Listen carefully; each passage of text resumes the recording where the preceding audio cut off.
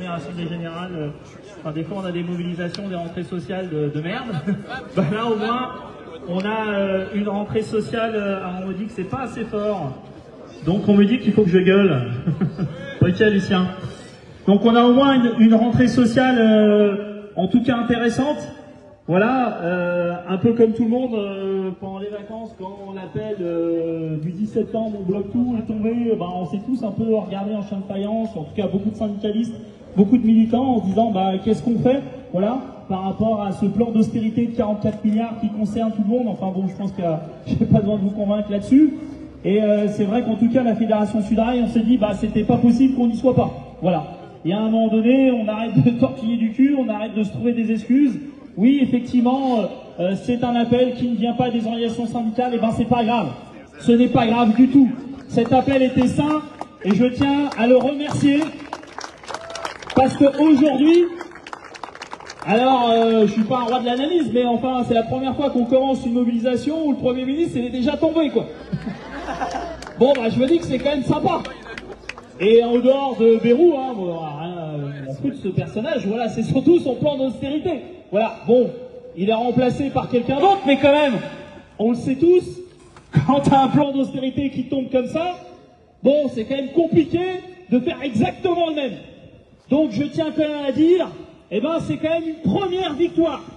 Cette mobilisation aujourd'hui, c'est une première victoire. Alors est-ce que c'est une première victoire qui veut dire bah on arrête tout, fermer le banc? Non, évidemment que non.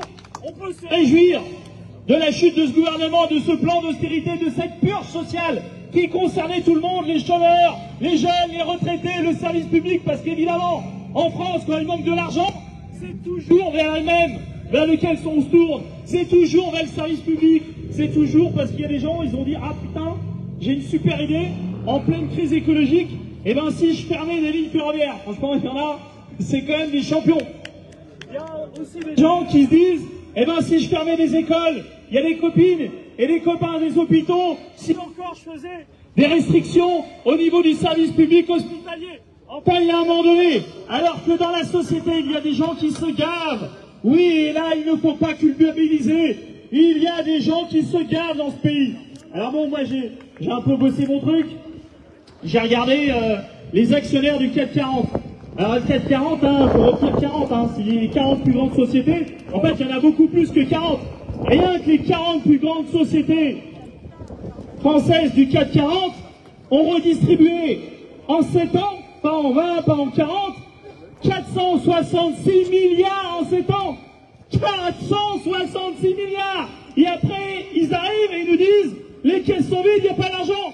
Eh ben, connard, s'il n'y a pas d'argent, au lieu de te tourner vers les fonctionnaires, vers les salariés, vers les jeunes, la jeunesse de ce pays, où il faut mettre le paquet, évidemment qu'il faut mettre le paquet dans la jeunesse, eh ben il faut se tourner vers ceux qui ne savent même plus quoi faire de leur argent. D'ailleurs, ils ont inventé un truc, les bourgeois, parce qu'ils réfléchissent quand même un peu, ils ont tellement d'argent qu'ils rachètent leurs propres actions.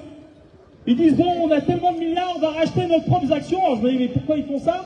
Parce qu'en rachetant leurs propres actions, eh ben ça augmente, évidemment, le prix des actions qui restent. Mais ces gens-là sont des parasites. Au lieu de mettre ces milliards dans le service public, dans la jeunesse, dans le ferroviaire, dans le report modal. Oui, alors aujourd'hui, c'est pas la canicule, mais tout le monde se rend compte cet été que le changement climatique, c'est plus un délire de syndicalistes ou j'en passe.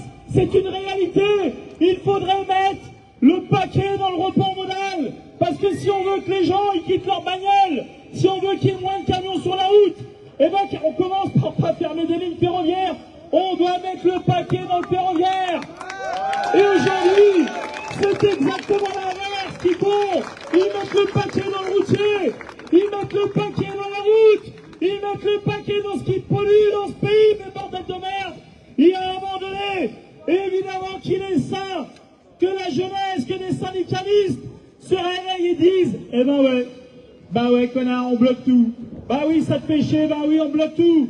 Parce que lorsqu'on nous écoute pas en manifestation, lorsqu'on nous écoute pas en grève, lorsqu'on nous écoute nulle part, y compris lorsqu'on vote et qu'on fait des pétitions, eh ben nous n'avons pas d'autre choix que de nous bloquer. Alors à celui-là, évidemment, bloquer, bah ça passe par la grève.